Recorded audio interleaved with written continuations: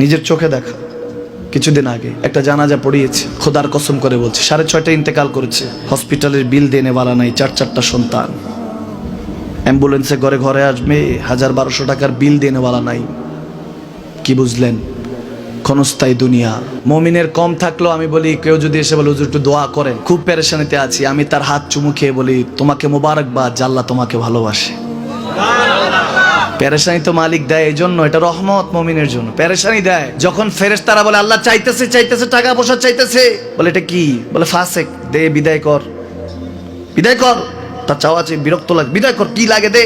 আল্লাহ 10 কোটি দিয়েছে, 100 কোটি দিয়ে বিদায় কর। মুমিন যখন চাইতে থাকে আল্লাহ আমাকে কিছু লাগবে, যখন একটু করে চায় আমার মাটাকে সুস্থ করে দাও, বাবাটাকে আল্লাহ আমার স্ত্রীকে, আমার আমাকে একটু তৌফিক দাও, চাইতে থাকে মুমিন। আল্লাহ বলে যখন ফেরেশতারা দেখে মুমিন চাচ্ছে, দেরি করতে পারে না, তাড়াতাড়ি খাজানা নিয়ে দিতে নেবে, আল্লাহ বলে রাখোস না, এত তাড়াহুড়া কিসে? তার চাওয়ার মধ্যে তো প্রেম আছে, একটু চাইতে দেস না। থাকুক না মুমিন আর একটু পেরেশান, থাকুক না, থাকতে দেস না, একটু থাক, একটু থাক। পেরেশানিতে রেখে আল্লাহ মজা নেয়, মহব্বত নেয়, মুমিনের অন্তর থেকে খুশবু নেয়। আল্লাহর বড় মায়া, মুমিন যখন চায় আল্লাহ তখন মায়ার নজর নিয়ে তাকায়, হায় হায় আমার বান্দা, সুবহানাল্লাহ।